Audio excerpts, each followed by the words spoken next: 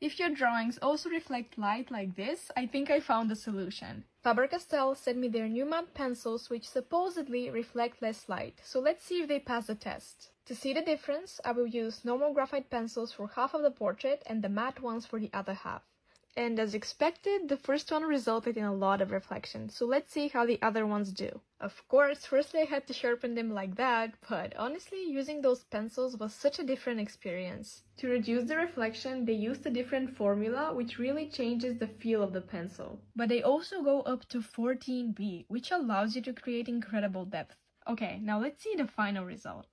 Whoa, I love that! The reflection is not completely gone, but the difference is huge. And honestly, I'm just curious to try those on a bigger artwork. How about you? Do you face any challenges?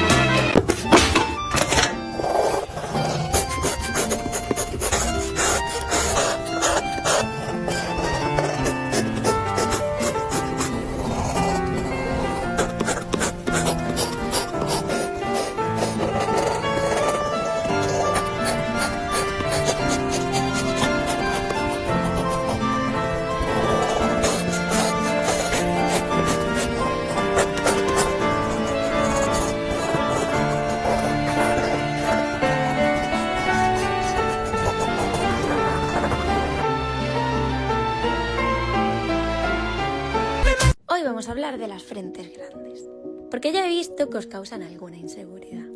Y hablo como una persona que tiene una frente bastante grande.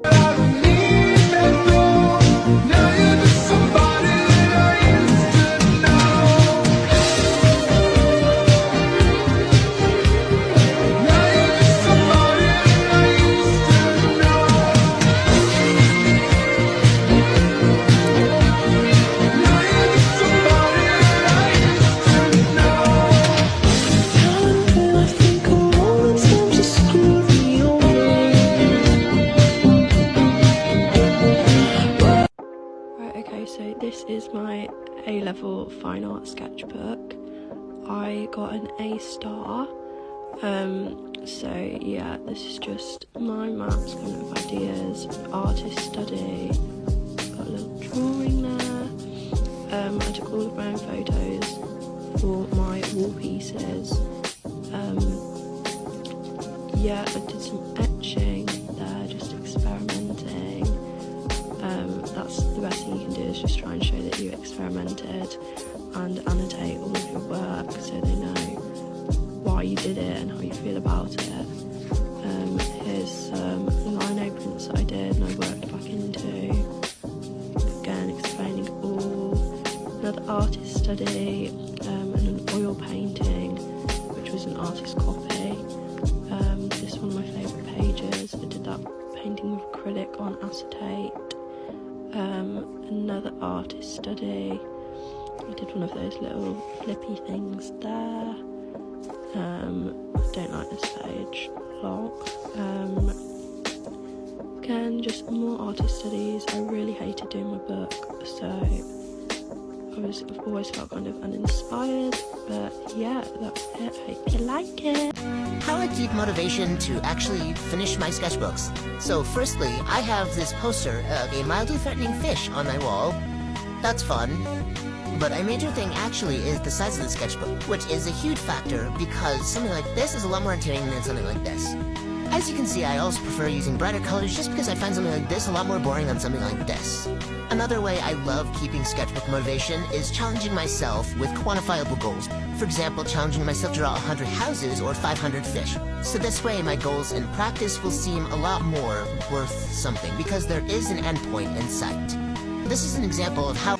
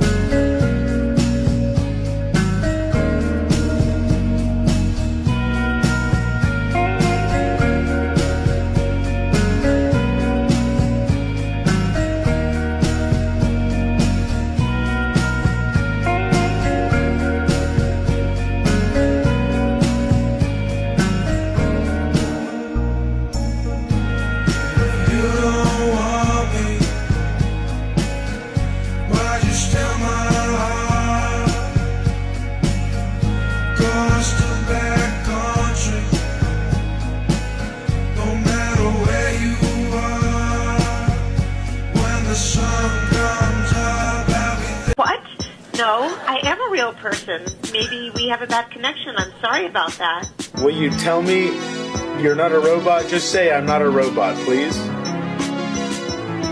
I am a real person. Is it weird that I don't want to fill this sketchbook up because I like the cover so much? Like, I look back at this sketchbook and I get, like, geeked about, like, how thick it got, and I still have to do a sketchbook tour of it. And for some reason, my brain is, like, not ready. I did this on the cover part. This is what's typically on the cover part, and, yeah, covering that up has now made my brain massively insecure. But I also feel like I could do like a little freaked out, panicky, anxiety-driven-esque drawing here with Zoe. Or some other stuff. I'm not sure. Because who said sketchbooks have to look exactly the same every single time? You know, sometimes you just gotta vent angrily, pin scritch your sketchbook. It be like that sometimes. I like the grooves in it and it feels nice to touch. Even if you have never drawn a specific creature before, you can use this simple approach to study them. Let's take this trash panda for example. I start by drawing a central line which acts as a guide for symmetry. Then I sketch the biggest shapes I can see, an oval for the head and these two shapes for the paws. They aren't even precise, you don't need to worry about it at this point. Then I add middle-sized shapes like the one for the mouth, two triangles for the ears and small circles for the eyes. Once I'm satisfied with the overall position of these shapes, I begin adding more details. I divide the paw shapes into individual fingers, pay attention to distances and proportions, and make adjustments if needed. Using a quite hard HB pencil and using it lightly allows me to correct any mistakes or messy lines as I go. Starting with the darkest values, I gradually add shading, working my way through mid-tones. For the finest details, I switch to a softer pencil. A mechanical pencil with 2B lead comes in handy for fine lines, hatching, or tiny details. I often use a blending stump. This is especially useful when capturing the fluffiness of an animal or when it's very smooth and fabulous. And for pinpoint erasing, like for white whiskers, this elastomer eraser provides the clean finish I'm looking for. So don't be intimidated if you haven't drawn some animal before. Observe the reference, embrace the simplicity of shapes, don't worry about the mistakes, and let your pencil bring them to life.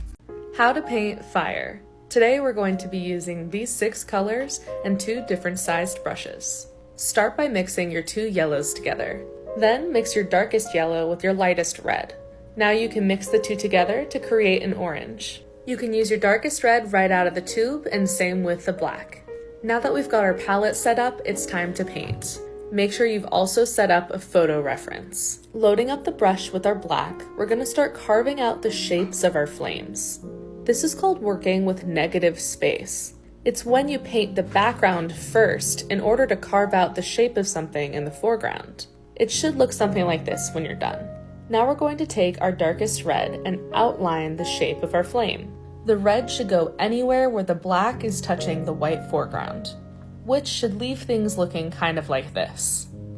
Now rinse and repeat this process with each color on your palette, making sure that your lightest yellow is the last that you use.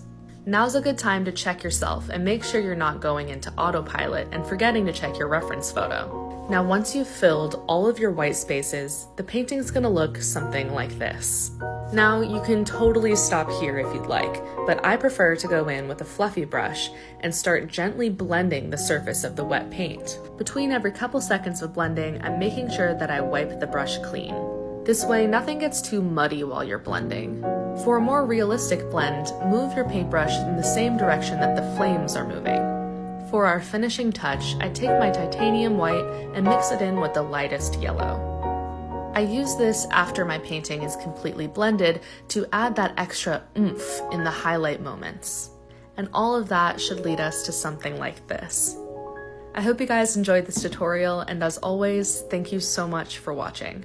This is the good advice that I often ignore as a professional painter, part 1. Using pure black or pure white. It's really important to learn all the painting rules, but there's always exceptions, and I think it's perfectly okay for you to throw them out the window as long as you understand why they're taught. Most artists are told at some point never to use pure black or white. The reason why is both colors can appear flat, and such extreme contrasts aren't often seen in nature. We're taught to mix deep shadows using other colors, which is called a chromatic black, or mix white with another color like yellow to reflect a softer, more natural light. And while this is all true, a lot of professional artists still use black or white. They make black paint colors for a reason. Many classical painters used ivory black, glazing on top to add depth. And many black pigments lean blue and can mix really interesting greens and shadow colors. And I don't know many artists who can resist a pure white highlight every now and again. This is gonna be really quick, so pay attention. I have the sketch thing that I clean up, and then I blush, and more blush, and then I go color pick my skin, and then I grab a color that's more red and darker, and I shade around, and then I color pick my skin again, and I go more yellow and lighter for highlights. And that's kind of what that looks like. And at this point, this is optional, but I like to use multiply layers, and then I bucket fill it with a gray color, and then I go ahead and erase parts where I have lighting for more dramatic effect. And then this is how I shade my skin, in case you wanted this, so I hope this helped. Thank you. I could finally leave. Martha, I'm coming home, sweetie. I'm back in the fuck.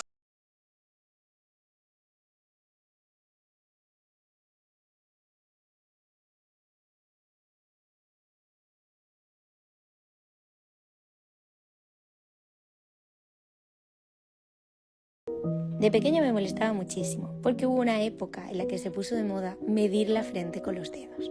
Y los niños son muy crueles y les gusta mucho reírse de aquello que no entienden y que ven diferente. Pero ¿sabéis que hubo una época en la que las frentes grandes fue un estallido de moda? ¿No veis que es un poquito cruel entender un rasgo físico como una moda, como algo de lo que reírte, cuando ni siquiera se puede cambiar? I have two sides.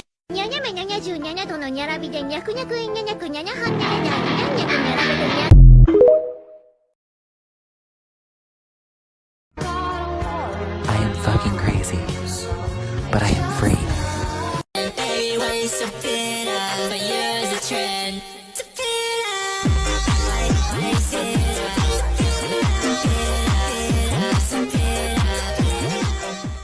You've heard this noise before, you got across the floor. Try not to lose your head. Remember the horrors, this night will keep repeating over and over and over until you make it to the end. Burgerlicious death, burgerlicious death, burgerlicious death. All that burgerlicious definition make them boys go crazy. They always claim they know me, coming to me, calling me.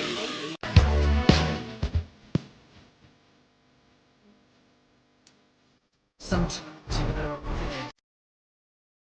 I just think you might have to choose If you don't know how to be creative, try testing your endurance.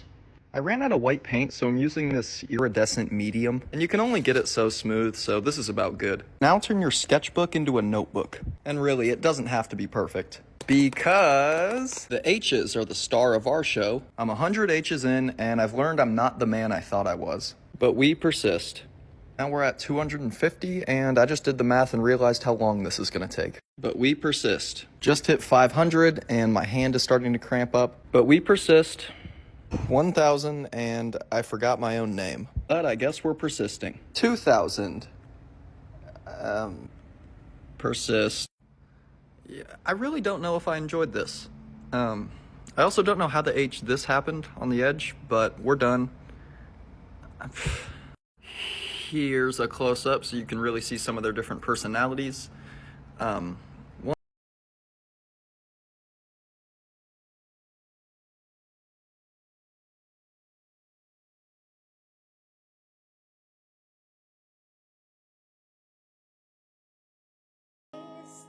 Hey, I know why. Your sketches suck. Sketch from this to this by adding line weights. What? No, not like that. Like this. First, find your light source to determine where your light edges and where your shadows are. Play with harsh and soft lines to create depth. This eyebrow on the left, for example, is in a shadow, so I'm going to use thicker and darker lines. Keep in mind the direction of the strokes. Tapering them off towards the light source will really make it look dynamic. So don't forget to practice your line weights. Everything is going to be. Then we finish our sketches. And now we start painting. Now we outline our drawings. After that I paint the background. And then I add details to it, with color pencils. Finally I add the character's name. And we're done. Hope it helped. You lied to me. You deceived me. You tried to deceive me. I'm tired of listening to you. You gave me your heart, you know. You'd like me to hand it back, whole again. But I won't. You'll live a long time yet, Catherine. An eternity without me.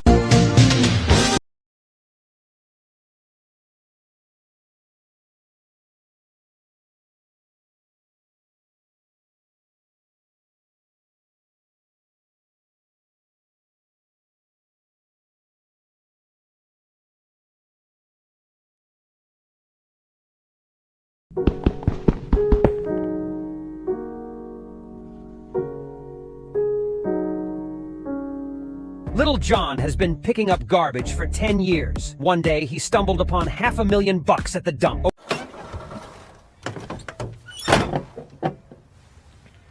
Well, what are you waiting for?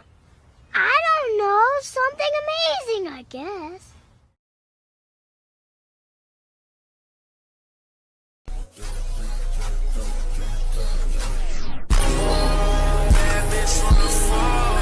Girl, we've been knowing how to draw. Beatboxing puppy. Huh? Hi.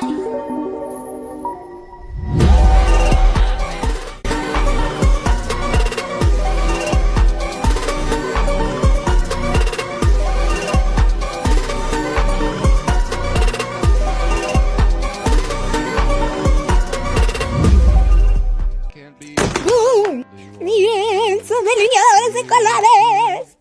Siempre había querido unos. Y, pues bueno. ¡Ah, qué bonitos! Perdón la mala iluminación de antes. Yo prendí la lámpara. ¡Yay! Aquí es cuando me doy cuenta que no debía haberlo sacado de la caja. Muy mal, Sam, muy mal. En fin, vamos a dibujar a Paimon. Porque yo lo...